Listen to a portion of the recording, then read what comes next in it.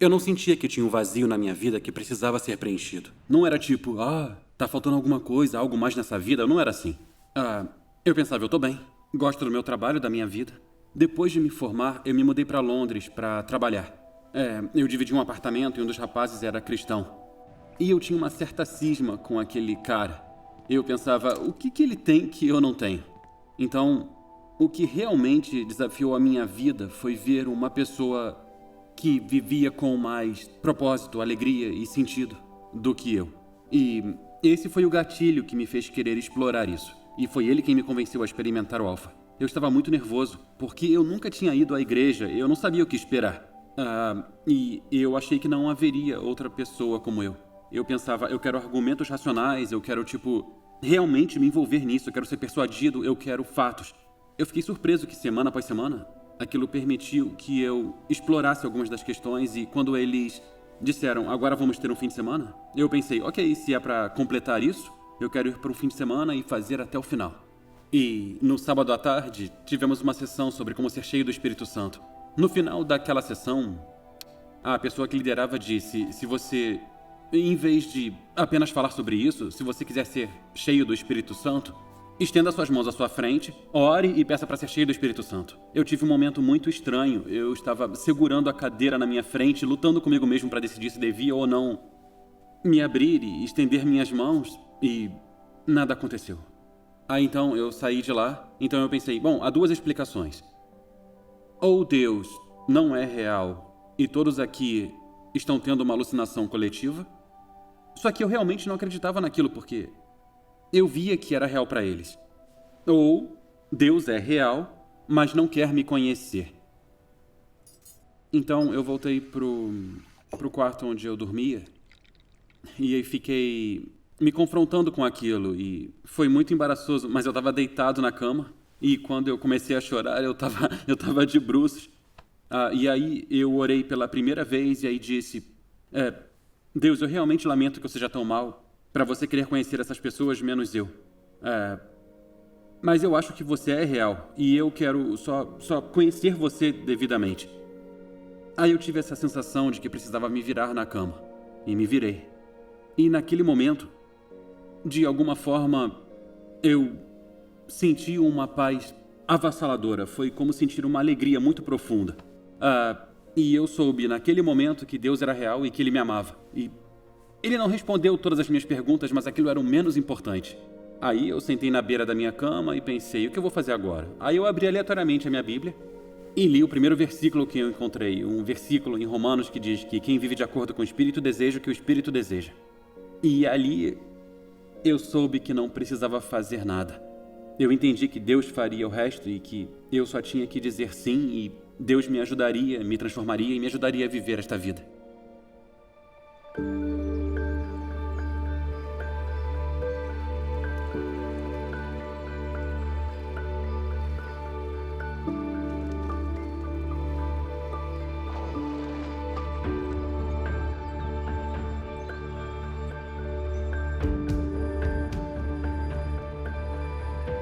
Romanos 5 diz, Deus derramou seu amor em nossos corações. Por meio do Espírito Santo, Ele nos concedeu. Se eu tivesse que escolher uma palavra para descrever o Espírito Santo, seria amor. E Paulo diz em Efésios, deixem-se encher pelo Espírito. A linguagem que ele usa nos dá a ideia de algo que é contínuo. Isso é, não é uma ocasião única, mas seguir sendo cheio do Espírito. Sim, e para ser claro, todo cristão tem o Espírito Santo habitando em si. Romanos 8 diz, e se alguém não tem o Espírito de Cristo, não pertence a Cristo. Porém, nem todo cristão é cheio do Espírito Santo. A diferença é quando você vai do sinal fraco para o sinal completo no seu telefone. Ao se tornar um cristão, você sempre tem uma conexão com Deus, porque o Espírito Santo habita no coração de todo cristão.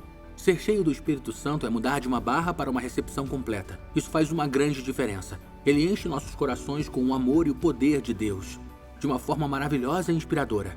E cada um de nós é convidado a experimentar isso. No livro de Atos, que é a história da igreja, volume 1, vemos 5 ocasiões diferentes em que as pessoas são cheias do Espírito Santo. E elas representam 5 categorias diferentes de pessoas. Talvez você se identifique com alguma delas. Primeiro, em Atos 2, vemos aqueles que anelam ser cheios do Espírito Santo. Os discípulos em Jerusalém estavam orando, esperando e anelando. No dia de Pentecostes, o Espírito foi derramado sobre eles. Em Atos 8, vemos outro grupo de pessoas. Não era que eles anelassem necessariamente pelo Espírito, mas nós vemos que eles estavam abertos e receptivos a ele. Quando Pedro e João oraram por eles, todos receberam o Espírito Santo. Se você anela ou está aberto, pode ser cheio do Espírito. Mas no livro de Atos vemos que pessoas que eram hostis, céticas ou desinformadas foram cheias do Espírito Santo também. Atos 8 nos fala sobre a pessoa que se tornou o apóstolo Paulo. Naquela época, ele não queria ter nenhuma relação com o cristianismo, e talvez se sinta assim. Mas Paulo era extremamente hostil, ele queria destruir a igreja. Então ele viajava de cidade em cidade, perseguindo cristãos e jogando-os na prisão. Mas Atos 9 descreve como ele mudou completamente quando conheceu Jesus. Deus enviou um discípulo chamado Ananias para que ele pudesse ser cheio do Espírito Santo. Ele se levantou, foi batizado e imediatamente começou a dizer às pessoas que Jesus é o Filho de Deus.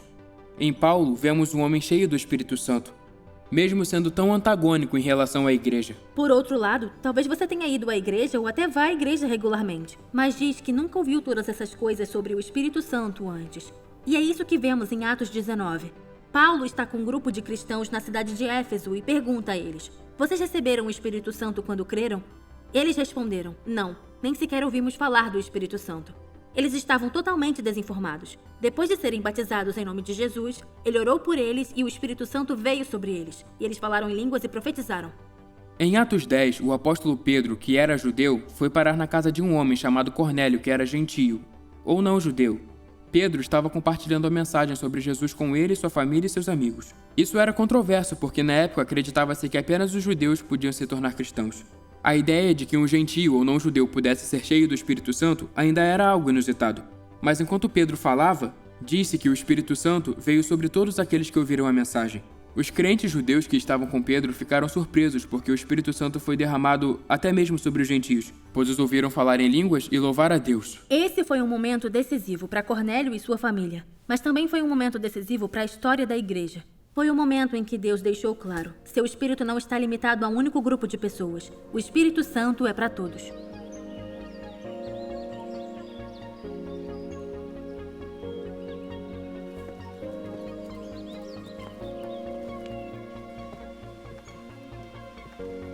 O apóstolo Paulo nos diz que Deus derramou seu amor em nossos corações por meio do Espírito Santo, que ele nos concedeu. Quando isso acontece, quando o amor e o poder de Deus enchem nossos corações, experimentamos isso de maneiras diferentes. Somos todos únicos. Quando ficamos surpresos, por exemplo, em uma festa de aniversário ou algo assim, a reação de cada um é diferente. Jason pode se surpreender, sorrir e ficar calmo. Se eu me surpreendesse, começaria a pular, gritaria, cumprimentaria e abraçaria todo mundo. Apesar de ser a mesma circunstância, a reação é muito diferente e única de cada personalidade. De maneira semelhante, as pessoas reagem de maneira diferente quando estão cheias do Espírito Santo.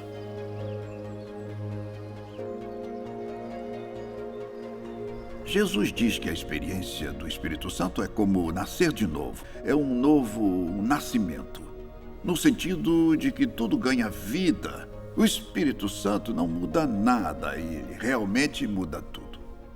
Ele não acrescenta mais nada ao que Jesus já disse e instituiu, mas faz tudo o que Jesus disse e fez se tornar vivo, hoje. E isto é o que o Espírito Santo deve ser.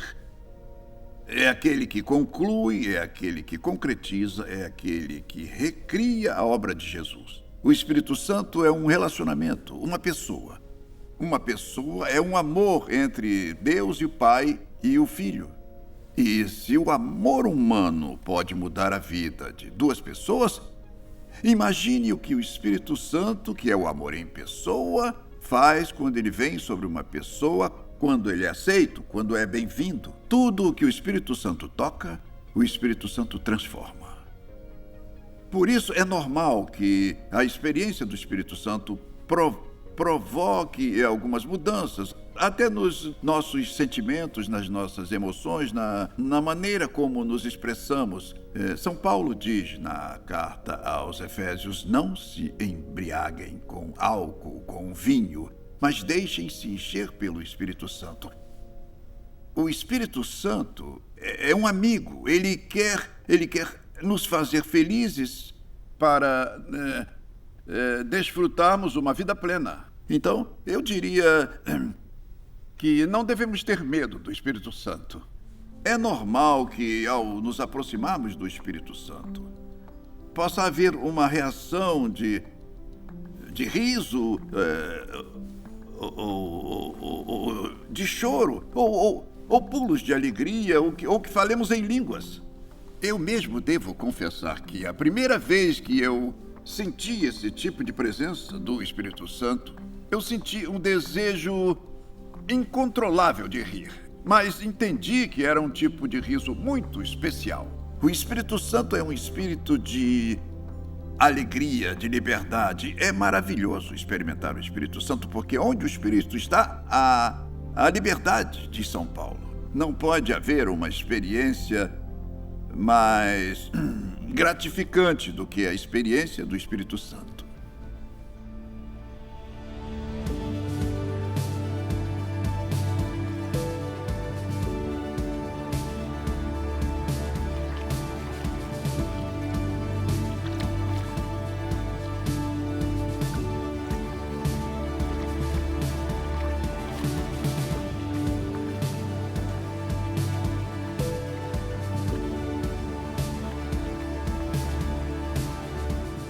Às vezes experimentamos o poder e o amor de Deus de uma maneira física, e isso é simplesmente um sinal de algo mais profundo acontecendo. E o que Deus faz em seu coração é mais importante do que qualquer experiência física. A cruz nos ajuda a entender o amor de Deus. Jesus morreu por você, e é assim que você sabe que Deus te ama. Mas o Espírito Santo torna esse conhecimento vivo em nossos corações. É através do Espírito Santo que experimentamos o amor de Deus por nós. E quando Deus se torna real em nossos corações, a resposta mais natural é esse desejo crescente de expressar amor de volta, às vezes em canções de louvor ou oração. Em Atos 10 diz que aqueles cheios do Espírito foram ouvidos exaltando a Deus e falando em línguas. Às vezes as palavras não são suficientes para expressar o que sentimos. Eu não sei se você já esteve tão grato a alguém a ponto de não conseguir encontrar as palavras certas para se expressar. Atos 10:46 diz: pois os ouviam falando em línguas. É como se tivessem recebido uma nova linguagem de amor. Eles podiam expressar sua gratidão a Deus de formas que não eram limitadas à sua própria linguagem humana. Vemos isso em Atos 2, capítulo 10 e no capítulo 19. As pessoas ficaram cheias do Espírito Santo e começaram a falar em línguas. Nós queremos mencionar isso porque no Novo Testamento e em nossa experiência, esse é um dos primeiros dons sobrenaturais mais óbvios que as pessoas experimentam. O falar em línguas é mencionado em outras partes do Novo Testamento. 1 Coríntios capítulo 12 diz que nem todos os cristãos falam em línguas e que não é o dom espiritual mais importante. 1 Coríntios 13 fala sobre línguas. O capítulo 13 também é conhecido como o capítulo do amor. Na verdade, é uma das passagens mais populares em casamentos. Mas eu não sei se algumas pessoas notam isso no versículo de abertura. Ainda que eu falasse as línguas dos homens e dos anjos, se eu não tiver amor, serei como o sino que ressoa ou como o prato que retine. O Novo Testamento fala sobre dois tipos diferentes de línguas. Às vezes nos deparamos com idiomas humanos, onde alguém recebe a capacidade de falar em outra língua reconhecível. Mas geralmente não é conhecida. Em 1 Coríntios 14, Paulo explica: pois quem fala em línguas não fala aos homens, mas a Deus. Em outras palavras, é uma maneira de expressar o que você sente em seu coração sem passar pelo processo de pôr isso em uma língua que você conhece. Paulo disse que se uma pessoa fala em línguas em público, tem que haver uma interpretação. Mas ele disse: não proíbam. Em particular, Paulo incentiva o uso de línguas. Ele disse: eu falo em línguas mais do que todos vocês. O que aconteceu no dia do Pentecostes foi que eram línguas reconhecíveis, línguas humanas. Atos 2:11 diz que o povo ouviu os discípulos proclamarem as maravilhas de Deus e que foi em mais de uma dúzia de línguas diferentes.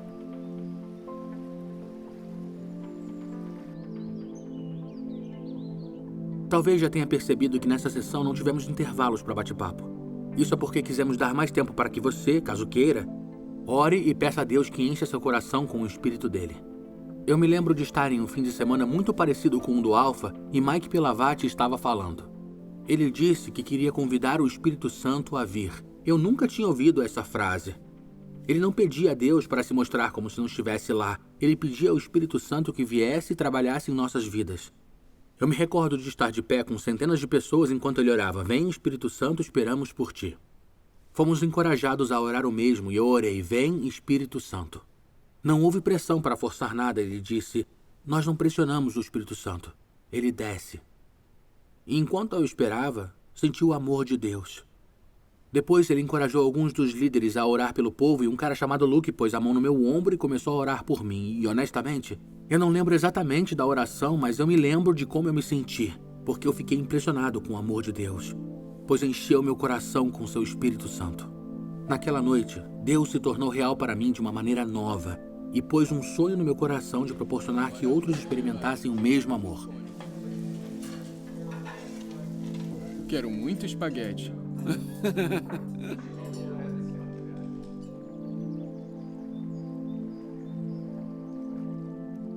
Existem 3 obstáculos comuns que as pessoas enfrentam quando oram para serem cheias do Espírito Santo. Jesus fala sobre isso em Lucas 11. O primeiro é a dúvida. A dúvida soa assim: eu não acho que se eu pedir, eu vou receber. Jesus diz: por isso lhes digo, peçam e lhes será dado. Imaginem os discípulos pensando: não tenho certeza. E continua: busquem e encontrarão. Batam e a porta lhes será aberta. E eles dizendo: sim, talvez. Talvez para ele, mas não para mim. E Jesus continua: pois todo o que pede, recebe. O que busca, encontra. E aquele que bate, a porta será aberta. Outra barreira pode ser o medo. O medo do desconhecido ou até o medo de que, se pedirmos ao Espírito Santo, podemos terminar com algo que não queremos. Mas olha o que Jesus diz a seguir. Qual pai entre vocês, se o filho lhe pedir um peixe, em lugar disso lhe dará uma cobra, ou se pedir um ovo, lhe dará um escorpião? Se vocês, apesar de serem maus, sabem dar boas coisas aos seus filhos, quanto mais o Pai que está no céu dará o Espírito Santo a quem o pedir. Deus é um bom Pai celestial. Ele não vai nos dar algo prejudicial. Tudo que o Espírito Santo tem para nós é bom. O terceiro obstáculo é o sentimento de insuficiência. Nós pensamos: eu não sou digno o suficiente, você não sabe como é a minha vida. É verdade, eu não te conheço. Mas Deus sim, e Ele te ama. Sim, você pode pensar: eu não sou cristão tempo suficiente. Deus poderia dar o Espírito a uma pessoa muito boa ou a cristãos realmente maduros, mas não a mim. Mas Jesus não diz: quanto mais o Pai que está no céu dará o Espírito Santo a cristãos realmente maduros ou alguém que tem uma vida de bondade. Ele diz: quanto mais o Pai que está no céu dará o Espírito Santo a quem pedir. Então vamos pedir. Por que não dedicar alguns minutos agora em grupo e reservar algum tempo e espaço para que você ore e seja cheio do Espírito Santo? Uma das coisas que eu gosto de fazer ao orar é abrir minhas mãos assim. Isso reflete um coração que diz: estou aberto para receber. Enquanto oramos, dizemos: Deus, me encha com o seu Santo Espírito.